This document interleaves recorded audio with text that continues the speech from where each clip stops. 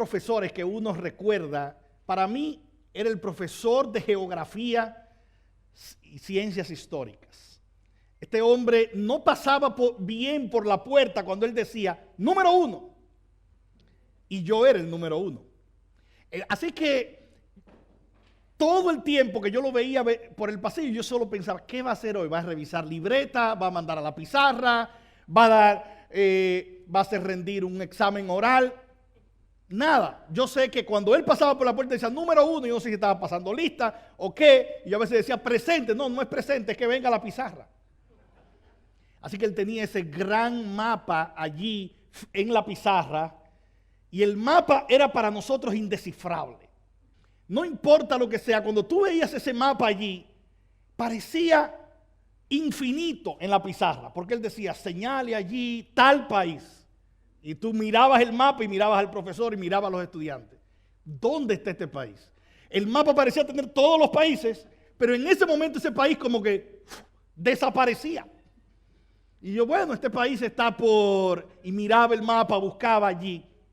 Pero una de las cosas que este profesor nos enseñó fue a distinguir los países que hacían frontera unos con otros. Lo que ese profesor nunca nos enseñó es que las fronteras geográficas eran simplemente el punto alto del iceberg, era simplemente la punta del iceberg, porque más grande que las fronteras geográficas, los seres humanos nos hemos hecho muy expertos en hacer fronteras entre nosotros mismos. Es a veces imposible ver cómo podemos vencer las fronteras que hay entre nosotros, no solo identificarlas, pero vencer esas fronteras. Y si hay algo que este pasaje trata en esta mañana, es precisamente del hecho de que Dios nos ha mandado a predicar este evangelio con confianza, porque su mensaje vence todo tipo de fronteras. El mensaje del evangelio tiene la capacidad de echar por el piso cualquier tipo de fronteras humanas que nosotros hayamos puesto, pero también la gran frontera, barrera y muro que nosotros hemos levantado en contra de nuestro Creador. Así que Dios nos ha mandado a predicar este evangelio, a anunciar el evangelio con confianza, porque su mensaje es capaz de vencer cualquier tipo de barrera, cualquier tipo de frontera. Ahora, ¿por qué este mensaje es imparable? El pasaje nos muestra de forma muy clara por qué el evangelio es imparable y por qué el evangelio hace eso. Comenzando inmediatamente, versículos 4 hasta el 8, lo primero que debemos entender es que el evangelio es imparable por la universalidad de su mensaje. El evangelio es imparable por la universalidad de su mensaje. ¿Qué quiere decir eso? Lo que esto quiere decir es que tú no tienes que volverte judío, no tienes que volverte norteamericano, no tienes que volverte latino para que el evangelio pueda transformar tu vida. De hecho, toda cultura es llamada a doblar sus rodillas ante la cultura del reino de Dios. Y de hecho, en este pasaje está bastante claro. Versículos 4 hasta el 8 describen lo que sucedió luego de la muerte de Esteban. Luego de la muerte de Esteban, ¿recuerdan? El primer mártir, lo vimos la semana pasada. Esteban fue enterrado, pero a raíz de su muerte se desató toda una persecución contra la iglesia. Cristo había dicho en Hechos capítulo 1, versículo 8, había comisionado a sus discípulos y les había dicho que recibirían el poder del Espíritu para llevar el evangelio hasta los confines de la tierra. De hecho, Jesús trazó el bosquejo de esa misión. Él dijo, y me seréis testigos en Jerusalén, donde ellos estaban, en toda Judea, en Samaria y hasta lo último de la tierra. ¿Dónde estaban ellos cuando Jesús le habló? En Jerusalén. Y de hasta este punto, Hechos capítulo 8, todo lo que hemos estudiado del libro de Hechos, ya estando en este capítulo, ha sucedido en Jerusalén o en Judea. Pero Jesús dijo que llegarían a Samaria y hasta lo último de la tierra. Y alguien dice, ¿por qué poner Samaria con lo último de la tierra, como si Samaria y el fin de la tierra para ellos o el otro lado del mundo estaban justo al lado? Es porque esta barrera que existía entre judíos y samaritanos No era geográfica, era una barrera cultural enorme. Pero el evangelio es poderoso porque puede vencer cualquier barrera cultural. Y lo hace porque su mensaje es universal, es para todos. Es sumamente importante para nosotros el versículo 4, porque dice, los que fueron esparcidos iban por todas partes anunciando el evangelio. El cristianismo no es una religión doméstica para un grupo de personas, sino que su mensaje es para todo el mundo. Ellos iban por todas partes anunciando el evangelio, y Felipe, a quien lo recordamos porque era uno de los 7 que fue escogido para servir a las mesas, era uno de esos esparcidos, y dice, descendiendo a la ciudad de Samaria. No sabemos a qué ciudad específicamente, sabemos que descendió a Samaria. Dice, les predicaba a Cristo. Y la gente unánime escuchaba el mensaje que Felipe proclamaba, porque este mensaje era acompañado de demostración del poder del Señor. De hecho, muchos que tenían necesidades físicas como enfermedades fueron sanados, pero otros cuyas necesidades eran espirituales, estaban atados por espíritus de las tinieblas, ellos también fueron liberados. Lo que nos muestra que el mensaje del evangelio no solo es universal en la manera que alcanza, es universal en el sentido de que alcanza todas las necesidades de todos los seres humanos que se rinden ante él. No importa si es una necesidad física, no importa si es una necesidad espiritual, el evangelio a través de Felipe fue proclamado en Samaria. De hecho, muchos paralíticos y cojos eran sanados, endemoniados eran liberados. Así que, ¿cuál fue el resultado de ese? Dice Lucas, así que había gran gozo en aquella ciudad. Samaria, que había gozado del rechazo de los judíos. Algunos dicen que parte de la tradición en Palestina era orar de la siguiente manera. Un judío generalmente oraba de la siguiente manera: gracias, Señor, porque no me hiciste un samaritano. Jesús dice, al llegar a donde estaba la samaritana, él le dice a ella, dame de beber, Juan capítulo 4, y la respuesta de ella en Juan capítulo 4, versículo 9, de la mujer en Samaria, la respuesta fue, judíos y samaritanos no se tratan.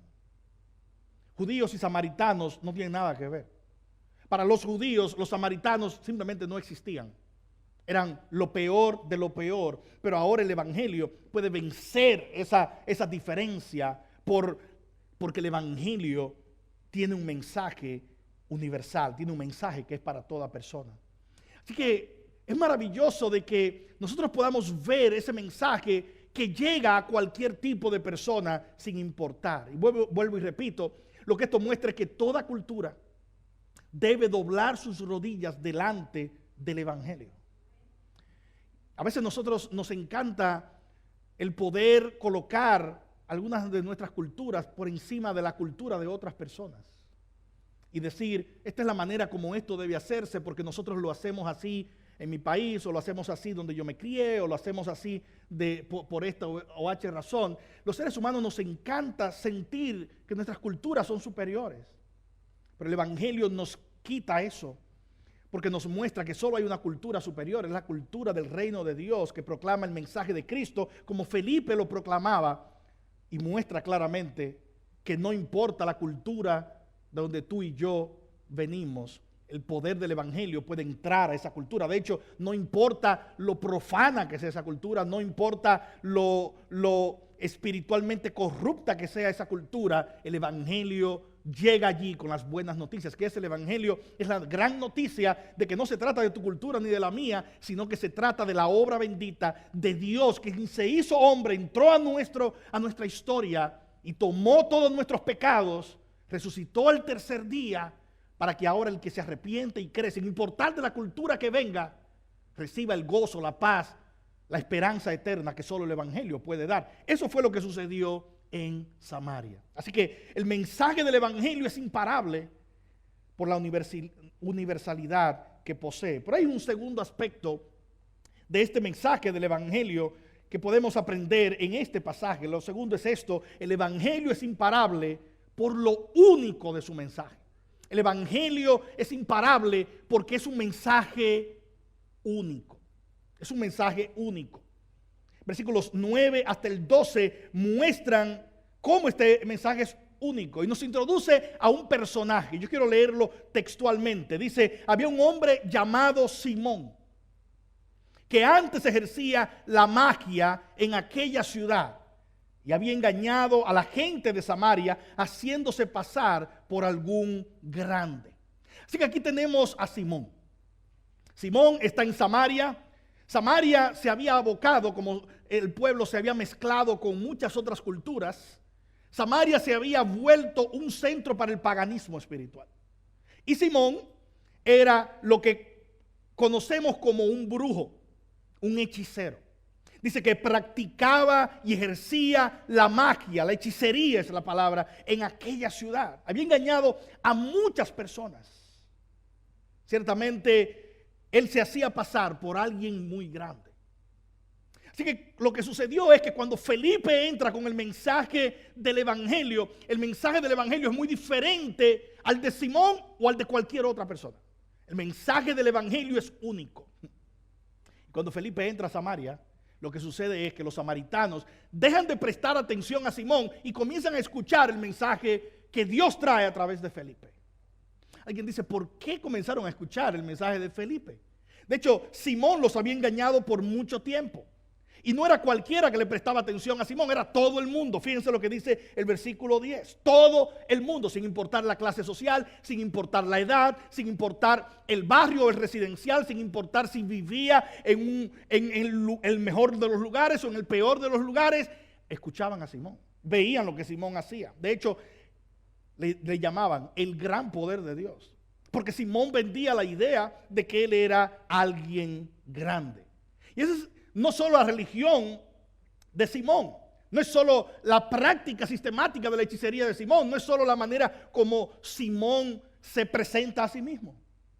Es lo que el mundo hace, no solo en el momento de Simón, lo hace hoy también. Cada vez que veas cualquier falso mensaje como el que Simón proclamaba de que él era grande, debes recordar que ese deseo de ser grande no solo estaba en Simón, es el deseo pecaminoso que hay en el corazón de la humanidad. El mundo hoy busca tu atención y busca mi atención también. Y no solo busca nuestra atención, sino que el mundo busca venderte la mentira, lo mismo que hacía Simón. Es más, no solo busca tu atención, busca venderte la mentira, sino que el mundo busca hacerte a ti un mentiroso, proclamando la mentira que él proclama. Todo eso con un solo plan, y es mostrarte a ti de que tú puedes ser el rey en tu propio reino. Y nosotros leemos a Simón, un hechicero aquí, un hombre que se vende a sí mismo como alguien grande, y decimos, wow, qué terrible lo que Simón es un hechicero. Hoy tenemos la hechicería por doquier, tenemos la hechicería por todas partes. No hay que ir solamente y ver, ok, allí hay un brujo. En internet tienes hechicería. Las prácticas de hechicería fueron reprendidas por el Señor en Deuteronomio capítulo 18. De hecho, cuando aprendemos del deseo de la carne, de lo que el diablo produce, siempre aparecen las obras de hechicería. En Apocalipsis capítulo 21 aparecen los hechiceros siendo lanzados al lago de fuego, siendo condenados para siempre. ¿Cómo aparece la hechicería hoy en nuestros medios? De la misma manera que ha aparecido en la historia. Aparece a través de la astrología, aparece a través de la hechicería per se, brujería, horóscopo, algo que hasta en televisión lo tenías. Condenado por Dios, y el que practica tal cosa, dice la Escritura, no heredará el reino de Dios. Lectura de la mano, la superstición, personas buscando que alguien le prediga el futuro. Lo tenemos hoy todavía. Y las personas prestan atención. Samaria era esto, era el reino donde Simón decía, yo tengo un poder milagroso, yo puedo leerte el futuro, yo puedo hacer este portento, yo puedo hacer esto. Y de alguna manera los seres humanos en su pecado se han abocado muchas veces a creer cualquier cosa, dándole la espalda a Dios. Esta era la condición de este hombre, la condición de los que él engañaba, pero hay un pero. Versículo 12 dice que cuando creyeron a Felipe que anunciaba el evangelio del reino de Dios y el nombre de Jesucristo, entonces se bautizaban hombres y mujeres.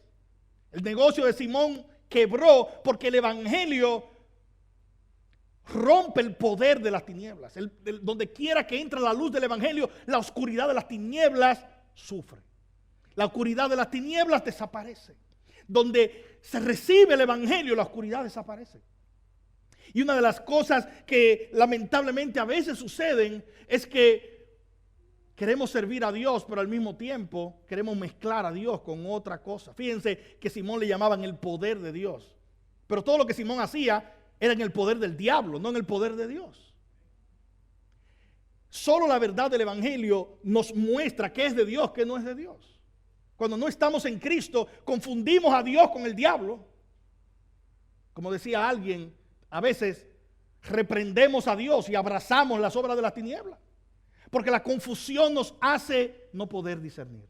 Pero el evangelio da este discernimiento. De hecho, el mensaje del evangelio es único porque te proclama que tú no necesitas ser grande para tener éxito. Contrario a lo que Simón vendía de sí mismo y contrario a lo que el mundo nos vende hoy, tú no necesitas ser grande para realizarte como persona. El mensaje del evangelio proclama, hay un grande, se llama Jesucristo. Y cuando tú vienes a Él en arrepentimiento y fe, Él quita de tu corazón ese deseo de tú ser Dios, de tú ser grande, de tú tener el control de tu vida. Leí ayer a alguien que tenía en su perfil una descripción de sí mismo. Él decía, soy el capitán de mi propia vida y soy cristiano. Eres el capitán de tu propio destino y decía él, y soy cristiano. No, espérate. Ser cristiano es totalmente lo contrario a tú ser el capitán de tu propia vida. Ser cristiano es rendir tu vida, el destino de tu vida, todo lo que tú eres, a aquel que puede gobernarlo bien, el capitán de los capitanes, el rey de reyes, el señor de los señores, Jesucristo. Pero, aparte de que era sin sentido lo que él decía, sí ilustra lo que muchas veces nos pasa a nosotros. Seguimos diciendo, Señor, tú reinas sobre mi vida. Pero al mismo tiempo nosotros queremos tener la última palabra en nuestra vida. Es como, yo soy cristiano, pero, hermano, cada vez que tú pones un pero después de eso es como alguien que decía, la Biblia dice, pero. Bueno, después que tú dices la Biblia dice, no va un pero. Cuando tú dices la Biblia dice es amén lo que va después. El mensaje del evangelio es único porque te dice no necesitas ser grande para realizarte como persona. Tu deseo y el deseo de nuestros corazones por ser grandes no es más que la pecaminosa tentación de nosotros querer jugar a ser Dios. Tú no eres Dios. Yo no soy Dios. De hecho, el pecado afecta a todas las dimensiones. Afecta a nuestra relación con Dios. Cuando estamos buscando nuestra propia grandeza, eso afecta a nuestra relación con Dios. Porque básicamente, sin poder, y eso no va a acontecer nunca, pero lo que estamos tratando es de dar un golpe de estado a Dios, controlando mis propias situaciones. Adán es un ejemplo de eso. Es el primer pecado, pero es la primera rebelión. Adán peca contra Dios. Y yo no sé cuántos se recuerdan qué fue lo que se le vendió a Adán para que él pecara. Pero es el hecho de que tanto él como Eva iban a decidir su propio bien y mal. Su propio bien y mal ya no iba a estar en Dios, sino que ellos iban a saber lo que era bueno y malo, iban a decidir lo que era bueno y malo. Y ciertamente esa es la tarea de Dios, y lo que ellos compran es nosotros podemos ser igual a Dios. Podemos tener control. Yo soy el que sé. Pero también esta tentación pecaminosa de querer ser grande, que no solo estaba en Simón, sino que, como hemos dicho, luchamos todos como seres humanos, afecta a la relación conmigo mismo. Paz, gozo, esperanza eterna, mi identidad. Vivimos en un mundo donde nosotros a veces sentimos que somos como dioses, y todo eso es producto del pecado. Paz, gozo, identidad, esperanza, todo ha sido afectado por esto. Tercero, el pecado afecta a tu relación con los demás. No es posible establecer una buena relación con alguien que crea que es superior a ti, que es más grande que tú. Afecta a tus amistades, afecta a tu relación familiar, afecta a tu matrimonio. Porque en el momento que tú dices, yo soy perfecto, tú no, ya no hay relación. En el momento que tú dices, yo soy grande, todo lo demás, todo lo que tú digas, no importa, solo importa lo que yo digo. Esa es la dinámica de muchas relaciones de amistad, es la dinámica de muchos matrimonios, es la dinámica de muchas familias. Y entonces aquí tenemos a veces en un matrimonio dos personas luchando a ver cuál de los dos es más grande. En esta relación de amistad luchando a ver cuál es más inteligente y cuál es más grande. En nuestra relación con otros, cuál es más grande, cuál tiene más poder. Pero el evangelio nos quita eso. Todo el mundo bajo el poder del maligno te va a decir, todo se trata de que tú seas grande. Todo se trata de que tú consigas personas que te escuchen, cuando la realidad es que nada de eso llena tu vacío, y ese vacío solo lo llena aquel que sí es grande, y es Jesucristo. Lo tercero es que el mensaje del evangelio es imparable por la unción del Espíritu que acompaña su mensaje. La unción del Espíritu que acompaña su mensaje. Cuando el mensaje del evangelio es proclamado, él puede vencer cualquier cultura, puede vencer cualquier depravación, incluso dentro de la cultura, y lo hace porque el Espíritu Santo acompaña el mensaje. No está asociado simplemente a personas, está asociado a la proclamación misma del evangelio. ¿Qué pasó con Simón? ¿Recuerdan a Simón? Cuando Simón vio que todo el mundo se estaba convirtiendo y se estaban bautizando, de hecho el bautismo es esa proclamación de fe pública que hacemos.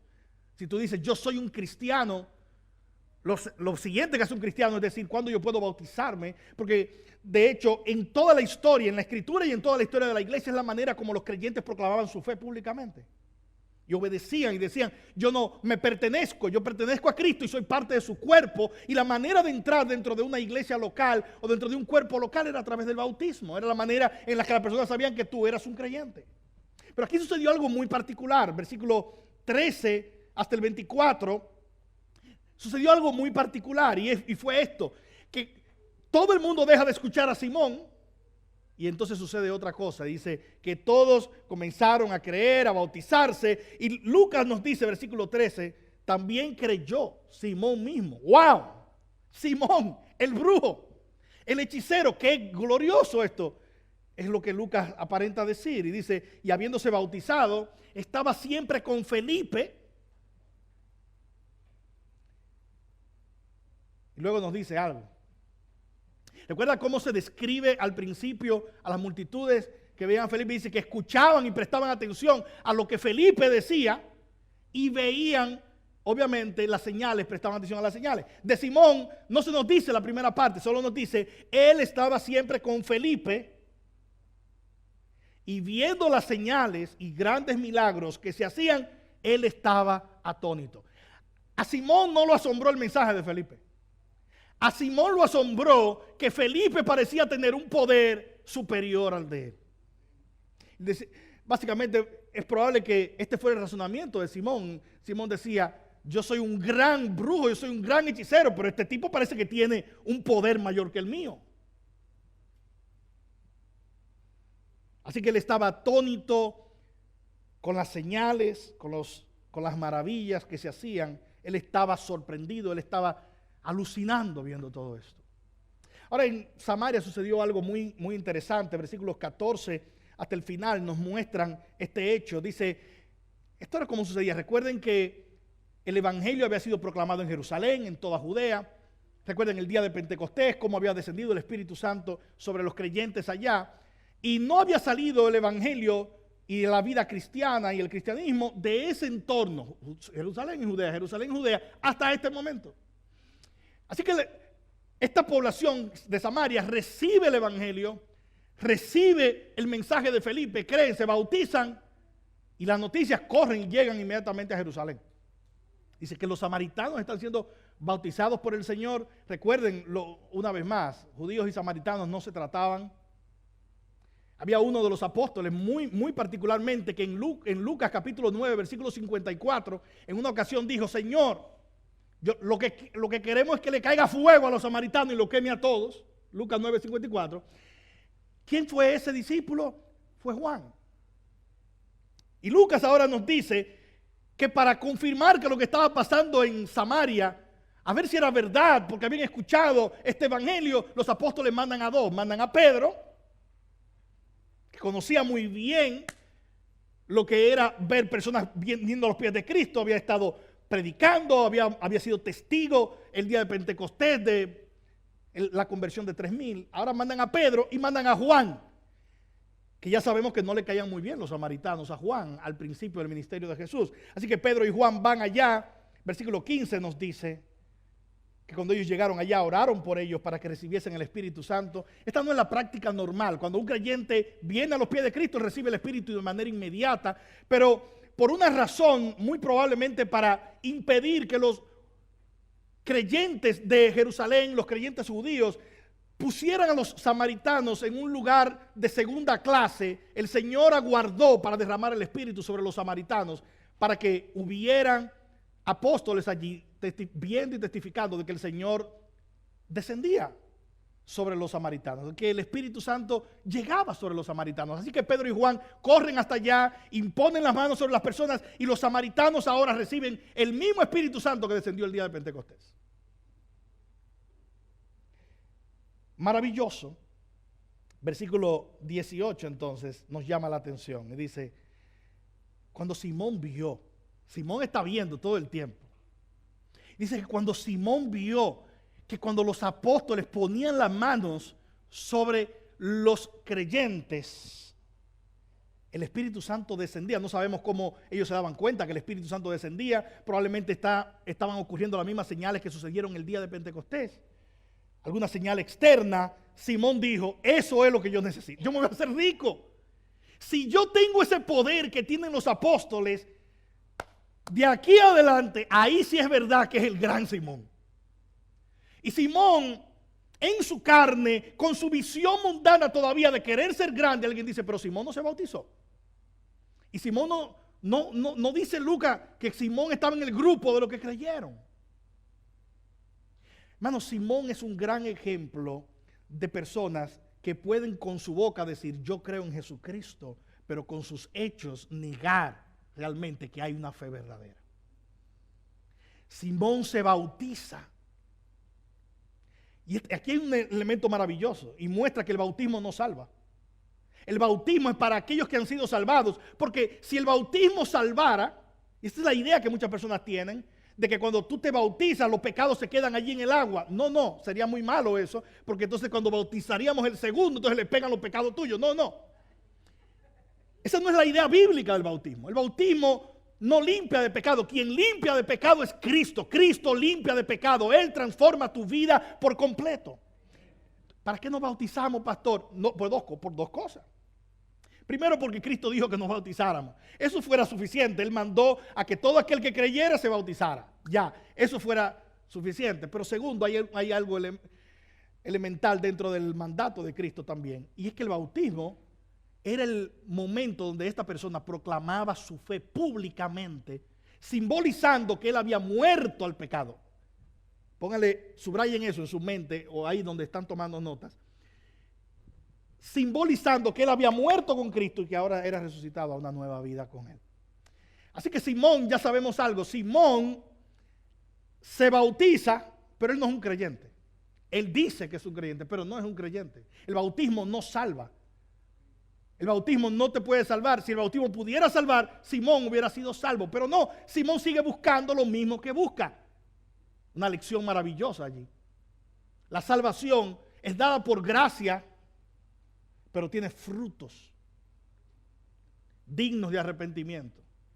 Si alguien sigue buscando lo mismo que buscaba de cuando él decía que era creyente, ahora que es un creyente, sus pasiones, sus metas, sus sueños, todo sigue intacto, sigue igual, sus afectos siguen igual, probablemente aquí tenemos una falsa conversión. Ese es el caso de Simón, que nos hace evaluarnos a todos nosotros. Yo realmente he creído, realmente yo soy un cristiano. Simón pensaba que era un cristiano, está allí en el grupo de cristianos, pero no era un cristiano. Miren lo que hace Simón, versículo 18, dice, cuando él vio todo esto, versículo 19, él se acerca a los apóstoles y le dicen, hey, yo quiero eso. Yo quiero tener eso. Y le ofrece dinero para tener la habilidad de poder comunicar el Espíritu Santo a otros. Oigan la mente de Simón. Porque el mundo te dice, déjenme ver, el mundo te dice, con dinero tú lo tienes todo. ¿Has escuchado personas que dicen, yo lo que necesito es dinero? Cuando tú tienes dinero ya la gente ni te trata igual. Lo único que necesitamos es dinero para resolver todos nuestros problemas. Este es el pensamiento de Simón. Es un pensamiento totalmente diabólico, porque pensar que algo material puede comprar el favor de Dios es la más torpe de las ideas, pero el mundo vive bajo esas ideas muchas veces. Dadme también de ese poder para que cualquiera que yo impusiera las manos reciba el Espíritu Santo. Entonces Pedro le dijo, tu dinero perezca contigo porque has pensado que el don de Dios se obtiene con dinero. No tienes tú parte ni suerte en este asunto. No es un cristiano lo que está diciendo.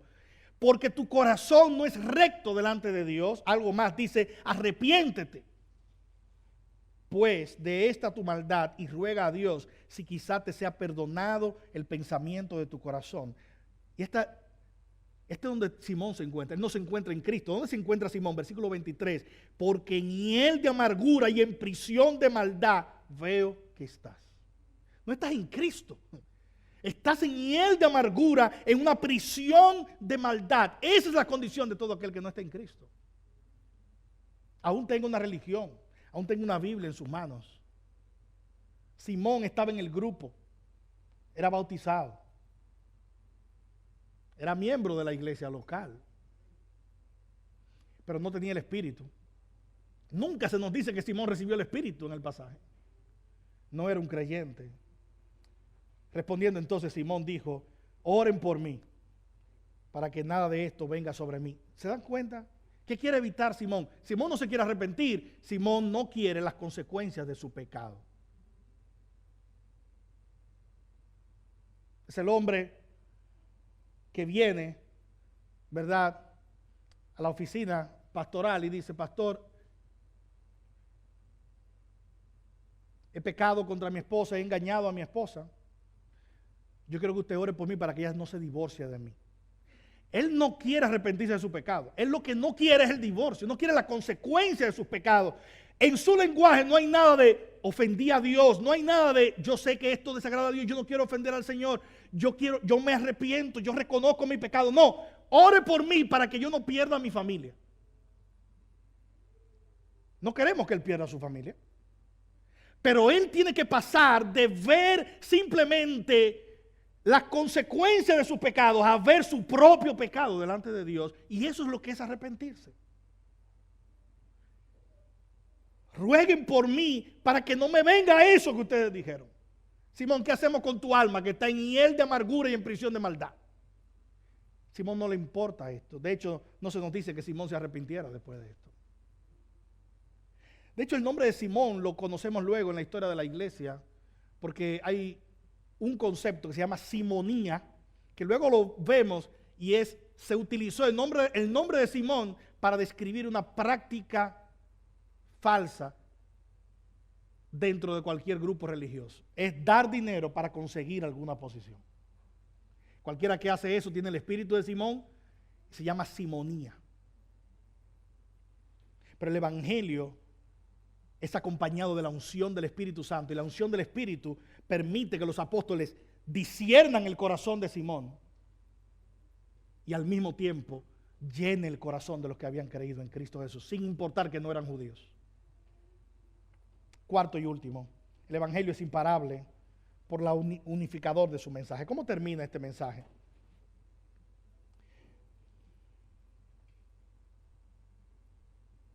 Las fronteras humanas que tenemos en este pasaje son vencidas por el poder del evangelio. Los samaritanos y la enemistad con los judíos, ¿de dónde vino esa enemistad? Vino en este momento, hacía más de 1000 años que los judíos y los samaritanos habían tenido problemas. Cuando las tribus en Israel se dividieron, 2 tribus quedaron en la parte sur y 10 quedaron en la parte norte. Esas que quedaron en la parte norte, que eran la mayoría, hicieron a Samaria la capital. Y las que quedaron en el sur hicieron a Jerusalén su capital. Así que, ¿cuál era el problema con eso? Alguien decía, bueno, que el templo estaba en Jerusalén. Y para los judíos, la presencia de Dios reposaba sobre el templo. Así que los samaritanos y las 10 otras tribus no venían a adorar en este templo. Entonces creció esta enemistad entre samaritanos y judíos. Y esto se agudizó porque en el siglo más del 5 antes de Cristo sucedió algo, y es que fue conquistada por una nación extranjera. Asiria conquista a Samaria, y cuando Samaria es conquistada, ahora son deportados los judíos que estaban allí y se mezclan entonces con otras naciones, una práctica que hacían los conquistadores, y ahora Samaria se convierte en toda una mezcla de culturas, mientras que los que estaban en el sur, en Jerusalén, se quedaron como puros, y ellos veían a los samaritanos como impuros, como gente que se había mezclado, y aparte de eso, ellos construyeron un templo en Samaria, en el monte de Gerizim, y ahí ellos decían que la presencia de Dios también estaba. Así que había un lío tremendo entre judíos y samaritanos, porque algunos decían la presencia de Dios está con nosotros, y otros decían no, la presencia de Dios está del otro lado. Una enemistad política, religiosa, pero el evangelio es imparable por lo unificador de su mensaje. Mira lo que dice finalmente el versículo. Al final dice, versículo 25, y ellos, habiendo testificado y hablando la palabra de Dios, se volvieron a Jerusalén, y muchas poblaciones de los samaritanos, en muchas poblaciones de los samaritanos anunciaron el evangelio. Aquí tú tienes en una sola oración a Jerusalén y a Samaria, como la vimos también en el versículo 14, dice que los apóstoles de Jerusalén vinieron a Samaria. Solo el evangelio unifica las culturas. Apocalipsis 7, 9 y 10, concluimos con ese pasaje. Lo muestra de la siguiente manera. En aquel día, cuando el Señor venga por su pueblo, dice Apocalipsis 7, versículo 9. Después de esto miré y vi una gran multitud que nadie podía contar, de todas las naciones, tribus, pueblos y lenguas, de pie delante del trono y delante del Cordero, vestidos con vestiduras blancas y con palmas en las manos. Clamaban a gran voz: la salvación pertenece a nuestro Dios, que está sentado en el trono, y al Cordero. Entonces, lo que está mostrando este pasaje claramente es que la unidad es algo grande, porque la diversidad también lo es. Y solo el evangelio produce el milagro de la unidad, porque el evangelio es un mensaje unificador. Así que hemos visto hoy por qué el evangelio es poderoso y por qué tú y yo podemos predicar este evangelio por doquier y a cualquiera. Lo podemos hacer con confianza porque el evangelio vence las barreras culturales, vence las barreras mismas que los seres humanos han creado entre ellos, las fronteras que hemos creado entre nosotros. Y lo hace por el mensaje universal que el evangelio proclama para todo ser humano. Lo hace por el mensaje único que el evangelio proclama, Cristo y su reino. Lo hace por el mensaje glorioso de la unción del Espíritu que acompaña el evangelio, y finalmente por el mensaje unificador que el evangelio tiene.